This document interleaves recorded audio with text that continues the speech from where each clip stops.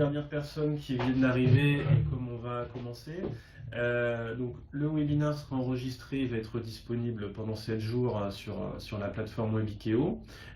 Également, donc, chacun pourra télécharger le support, on vous enverra le support directement. Et puis également, on va tout simplement démarrer maintenant. N'hésitez pas à poser vos questions directement.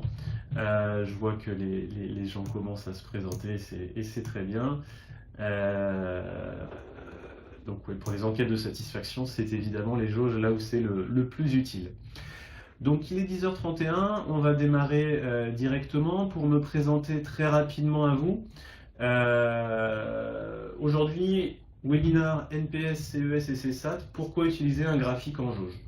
Pour me présenter, pour ceux qui ne me connaissent pas encore, donc je suis Johan Duranton, directeur commercial chez Vocasa. Et donc je vais avoir la charge de vous présenter tout cela aujourd'hui.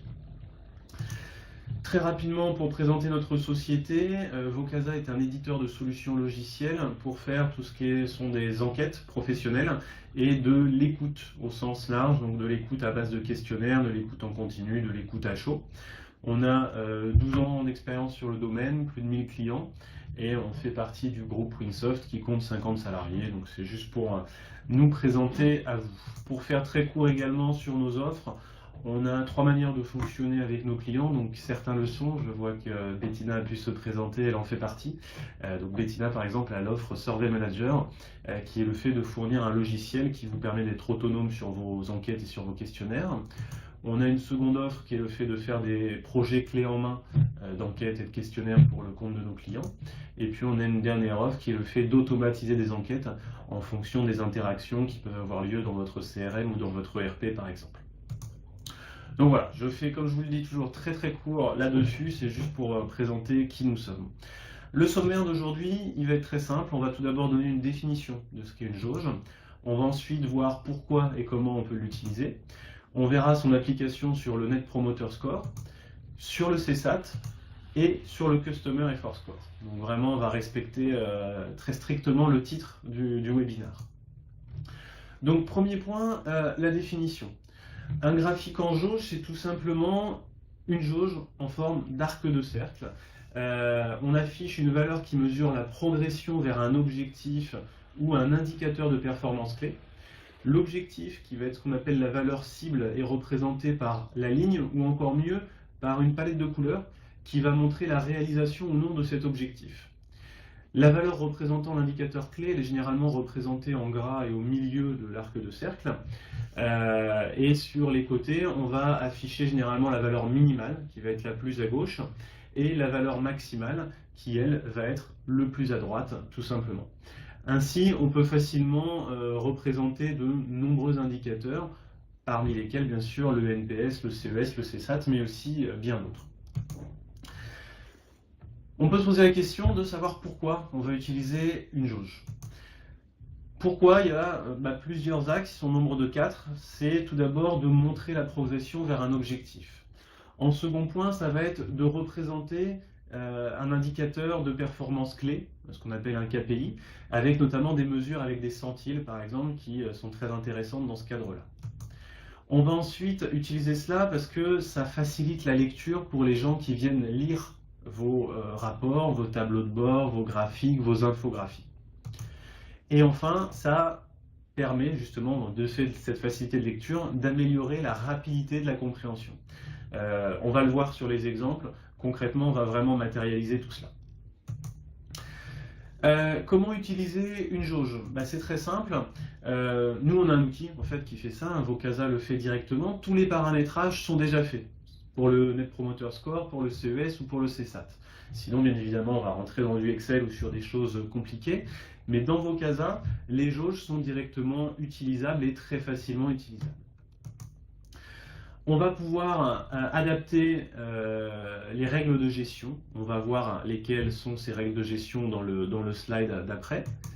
Et on va pouvoir également personnaliser les couleurs, les seuils, la matérialisation des objectifs, qui vont être très importants et très intéressants.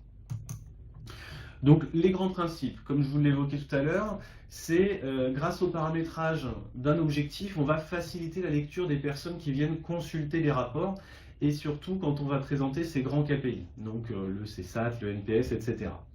C'est une forme notamment beaucoup plus parlante pour le lecteur occasionnel, qui a peu de temps pour se pencher sur les détails. Donc c'est très utile et très utilisé bien sûr dans tout ce qui est infographie, aussi au sens large, hein. Cela va donner également une vue plus macro, et surtout une vue qui aide à la prise de décision. Donc là, je l'ai matérialisé assez concrètement. On est sur des échelles ici très simples de 0 à 10, on n'était même pas sur des centiles ici, mais c'est très facile à lire. On est sur une échelle de 0 à 10, quand j'ai 4,8, ma jauge va s'afficher en rouge. Donc ça veut dire qu'il y a sans doute un problème. Quand j'ai 6,9, ma jauge va m'afficher cela en orange, donc c'est qu'une vigilance est exigée. Quand je suis à 7,6, puisque mon objectif était en l'occurrence à 7 sur cette jauge-là, c'est que tout va bien et donc ma jauge s'affiche automatiquement en vert. Donc comme vous voyez ici, comme vous arrivez à le matérialiser, ça facilite la lecture, mais ça facilite aussi la prise de décision. Et c'est pour ça que vraiment les jauges ont cette valeur ajoutée-là dans les enquêtes de satisfaction générale notamment et sur les grands indicateurs globaux. On va se passer sur le premier de ces grands indicateurs qui est l'un des plus à la mode évidemment en ce moment. C'est le Net Promoter Score. Le Net Promoter Score, pour ceux qui ne connaissaient pas encore cet acronyme-là, c'est un indicateur qui permet de mesurer la propension des clients à recommander une marque. Partant du principe que lorsque nous aimons une marque, un produit ou une entreprise, nous aimons le faire partager à nos amis, à nos proches. Il s'agit tout simplement d'une soustraction entre des gens qui vont être des promoteurs de votre marque, donc ceux qui vous ont mis une très bonne note, et ceux qui vont être des détracteurs de votre marque, ceux qui vous ont mis une mauvaise note. Ça donne une note généralement de -100 à +100. Pour ceux qui veulent en savoir plus sur le NPS, je vous ai mis un lien que vous aurez en accès du coup dans le PowerPoint qui parle sur notre blog de exactement ce que c'est la mesure du Net Promoter Score. Pourquoi on va l'utiliser on va utiliser la jauge dans le Net Promoter Score. C'est tout simplement pour communiquer de façon beaucoup plus visuelle sur la recommandation. C'est pour comparer différentes entités de son entreprise, des agences, des filiales. C'est pour afficher également le NPS directement avec les bonnes échelles, et notamment que l'échelle internationale soit respectée, ce qui est très important. Areski nous demande pourquoi pas une barre, on va le voir juste après. Donc vous me faites une transition parfaite. Les deux sont possibles, mais on va voir qu'il y a des différences. Le calcul du NPS se fait automatiquement également dans un outil professionnel comme Vocasa. Quelques précisions, on peut se mettre un objectif, comme on l'a vu, et c'est là toute sa valeur. Et les couleurs vont permettre de visualiser simplement l'atteinte des objectifs, au contraire, l'éloignement vis-à-vis de l'objectif. Pour vous répondre à Areski, on va le voir ici. J'ai représenté le même jeu de données, la même chose, mais soit en jauge, soit avec des barres, justement, donc des barres horizontales en l'occurrence. Le Net Promoter Score, donc c'est une note de 0 à 10, et on va classifier donc les promoteurs, c'est ceux qui vous ont mis 9 et 10. En l'occurrence, on les représente par une barre ici, qui vaut 48,6%. Mes détracteurs sont ceux qui m'ont mis une note de 0 à 6 dans le calcul du NPS, ils représentent 41,8%. Mon Net Promoter Score, c'est la soustraction des promoteurs avec mes détracteurs, ce qui me donne ici 6,8. Et vous avez vu tout ce schéma mental et toute cette description que je viens de faire. Si je suis en graphique à barre, je suis obligé d'avoir une interprétation, voire limite presque d'avoir ma calculatrice à côté. Si je le représente avec une jauge, j'ai automatiquement mon calcul et surtout en plus, j'ai l'atteinte ou non de mon objectif. Ici en l'occurrence, j'ai mis une couleur bleue, donc une couleur plutôt neutre, qui veut dire que je suis presque à mon objectif, mais qu'il n'est pas tout à fait atteint. Pour des informations plus précises sur le NPS, on donne aussi un webinaire spécifique vraiment sur les grands indicateurs de ce type-là, où on va vous indiquer à quelle hauteur un NPS commence à être bon, notamment en France par exemple, ou dans les pays francophones, etc. Ça répond à votre question, Reski?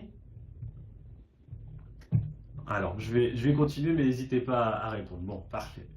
Vous m'avez fait une transition parfaite. Ensuite, on va voir sur le CSAT. Donc le CSAT, pour ceux qui ne connaissent pas cet indicateur, c'est l'indicateur un petit peu le plus répandu. Parfois, on l'utilise sans forcément lui mettre son nom. C'est mesuré grâce à la question quel est votre niveau de satisfaction, et on va généralement regrouper les très satisfaits avec les assez satisfaits ou les satisfaits. Ça va nous donner tout simplement une simple addition basique qui va nous permettre de définir notre taux de satisfaction, par exemple. Ici, pourquoi on va utiliser la jauge? C'est pour communiquer le CSAT vers l'extérieur. 98% des clients sont satisfaits. Je vois qu'on avait tout à l'heure des infographistes. Mais évidemment, si vous avez une infographie à faire de ce type-là, la jauge CSAT sera très pertinente, puisqu'en infographie, il faut que la personne qui consulte l'infographie comprenne vite les choses. Il n'y a rien de mieux qu'une jauge pour faire comprendre vite les éléments. On va pouvoir également se comparer avec les différentes entités, et comme on l'a vu, on se facilite la gestion grâce à un calcul automatisé. Sinon, il faut faire l'addition à la main, tout simplement. Comme tout à l'heure, on peut se mettre un objectif, et également, comme tout à l'heure, on peut voir, grâce au jeu de couleurs, si on a atteint ou non cet objectif. Pour ceux qui recevront tous là, le document de présentation, je vous ai mis également un lien vers notre blog pour ceux qui veulent des précisions sur ce qu'est le CSAT. Pour le représenter, pareil que tout à l'heure, même jeu, CSAT avec une jauge, question de satisfaction sans jauge. Sans jauge, eh bien on voit qu'ici, en effet, on a tant de pourcents qui sont satisfaits et tant de pourcents qui sont très satisfaits. Là encore, si je veux me représenter mon pur CSAT, il faudrait que je fasse une addition entre les satisfaits et les très satisfaits. La représentation ici me permet de directement visualiser que j'ai 97,4% de taux de satisfaction ou que mon CSAT est à 97,4%. Ça va gagner du temps pour les gens qui viennent lire l'information. Et grâce au jeu de couleurs, là évidemment, j'ai atteint mon objectif. Je pouvais me mettre un objectif à 90% ou à 95% ou alors un objectif de progression ou autre. En tout cas, ici, je visualise très concrètement que j'ai atteint cet objectif.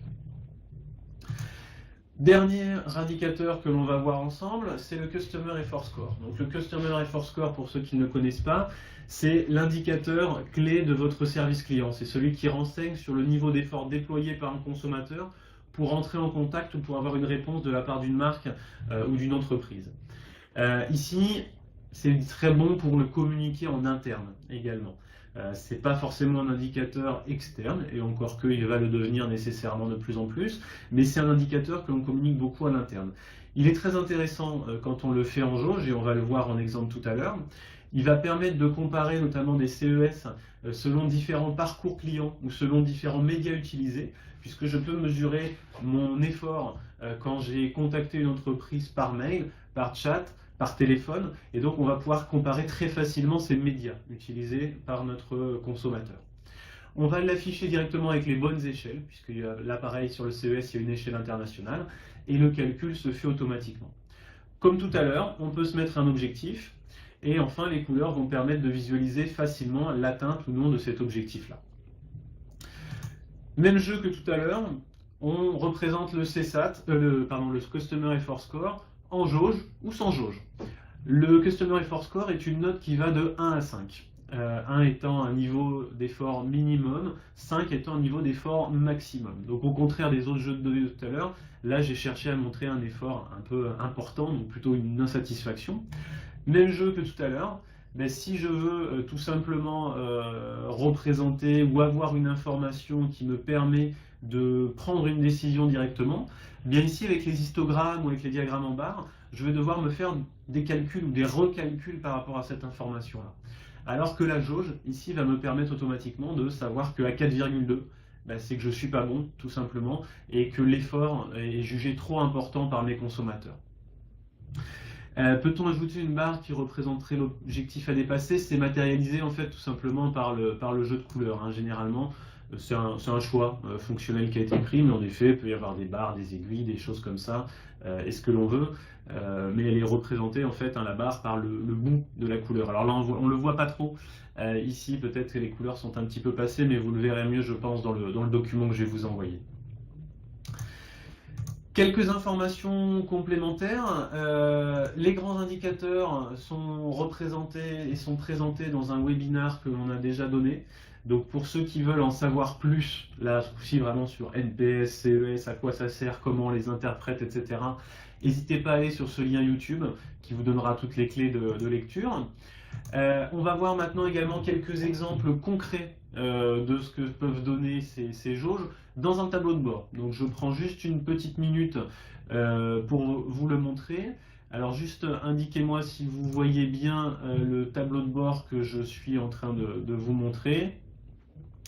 J'attends juste une petite seconde. Ok, c'est bon, donc comme ça je vous le montre. Donc voilà, je vous montre ici des jauges que l'on a sur ce tableau de bord-là. Ce qui est très intéressant, c'est comme on est dans un tableau de bord, là ici on affiche des moyennes de satisfaction par produit de livraison. Comme on est dans un tableau de bord, on peut s'amuser évidemment très facilement à filtrer les données. Par exemple, je veux mon Net Promoter Score pour les cadres et pour les professions intermédiaires. Je fais filtrer. Mon Net Promoter Score, vous l'avez vu tout à l'heure, il était de 9. Il passe à 7 automatiquement sur une population de 263 personnes. Et c'est pareil, évidemment, du coup, toutes nos jauges, tous nos graphiques vont se mettre à jour directement. Et on peut même cliquer à l'intérieur de la jauge pour avoir accès à un détail des informations, pour avoir ensuite des graphiques encore plus spécifiques directement. Donc voilà, donc c'était juste cela que je voulais vous montrer pour vous montrer vraiment une application très concrète de ce que ça peut servir les tableaux de bord en termes de, les jauges dans les tableaux de bord en termes de prise de décision. Pour ceux donc, qui auraient des questions par rapport à tout ça, commencez à les écrire directement. Sinon, pour ceux qui veulent nous joindre, je vous ai mis nos coordonnées, donc le info@vocasa.com ou le 04 32 44 83 40. Je vous présente également le programme de nos futurs webinars. J'en donne un autre cet après-midi qui est un petit peu relié à tout ça, évidemment, puisque là on verra un petit peu tous les types de graphiques. Donc là on prendra 30 minutes, parce qu'évidemment il y a beaucoup plus de choses à dire. C'est sur les 10 conseils pour faire des graphiques parlants, et qui vous présenteront également les erreurs à éviter. La semaine prochaine, nous aurons les 8 conseils pour maximiser vos taux de retour sur les enquêtes. La semaine d'après encore, donc le 9 février, nous aurons les que faire de vos clients satisfaits, et également une thématique qui est beaucoup plus tournée ressources humaines, qui va être le fait de digitaliser ces entretiens professionnels pour gagner du temps. Donc c'est une thématique qui sera abordée jeudi 9 février. Et puis enfin le 16 février, nous donnerons 2 webinars qui auront pour thématique les enquêtes à chaud, pourquoi elles sont de plus en plus utilisées et pourquoi elles sont utilisées dans un service client. Donc c'est 2 webinars qui se répondront également. Pour ceux qui veulent s'abonner sur la chaîne, on donne à peu près 3 webinars par semaine, donc n'hésitez pas à le faire, ça peut être très intéressant. N'hésitez pas non plus à noter ce webinar et à faire vos commentaires. Si vous jugez qu'il peut être amélioré, s'il y a des points qui vous ont manqué, etc., surtout n'hésitez pas à le faire. On prend très bien les critiques, c'est la première fois que je jouais ce webinaire-là, donc il a sûrement l'occasion d'être amélioré, et ça sera grâce à vous qu'on le pourra le faire, donc n'hésitez pas à noter et à mettre vos commentaires. Pour tous ceux qui sont intéressés à poser des questions, vous aurez tous mes coordonnées directes également, puisque je vais tous vous faire parvenir un email. Et puis enfin, si vous avez des questions, n'hésitez pas à les indiquer. Je vais rester connecté encore quelques minutes avec vous surtout. Alors je vois que certains sont en train d'écrire, donc on va attendre un petit peu. Merci Florence, merci Marc. Charline, en effet, très visuel et très synthétique, ça permet une analyse beaucoup plus fluide, ça permet une prise de décision en fait beaucoup plus fluide. Là vous avez tout compris de ce webinaire, si c'est ce que vous retenez, c'est vraiment le propos. Les histogrammes, c'est bien pour des niveaux de détail, voire des fois pour comparer. La jauge permet vraiment la prise de décision et l'analyse rapide. Donc très utile évidemment en satisfaction client, très utile pour tous les infographistes aussi. C'est souvent beaucoup plus parlant de mettre une jauge plutôt que de mettre des histogrammes notamment. Je pense assister à la session de cet après-midi pour comparer les graphiques. N'hésitez pas, il est assez rigolo en plus sur le début, parce que je montre les erreurs que l'on voit communément dans les médias. Donc il est aussi assez rigolo de ce point de vue-là. Placer les barres et les jauges en même temps, c'est plus explicite, et comme vous l'avez vu sur les tableaux de bord, on peut le faire. C'est-à-dire qu'on peut mettre l'histogramme et juste à côté la jauge. Donc c'est aussi tout l'intérêt quand on travaille avec Vocasa, c'est que vous avez la possibilité de mettre l'un à côté de l'autre vos différents éléments. Donc le même jeu de données, mais affiché de manière différente dans un tableau de bord, c'est évidemment encore plus pertinent. Voir, comme vous l'avez vu aussi, la jauge sur laquelle on peut cliquer pour afficher le niveau de détail avec l'histogramme. Donc là, c'est encore un niveau qui permet vraiment de donner du professionnalisme et de la valeur ajoutée à vos projets de satisfaction. Je ne sais pas s'il y a encore des questions. S'il n'y a pas de questions, je vais vous souhaiter une bonne journée à ceux qui ne nous reverront pas cet après-midi. Puis je vous dis à tout à l'heure pour ceux qui auront la curiosité de venir cet après-midi au webinar sur les conseils sur les graphiques. Merci à tous et excellente journée.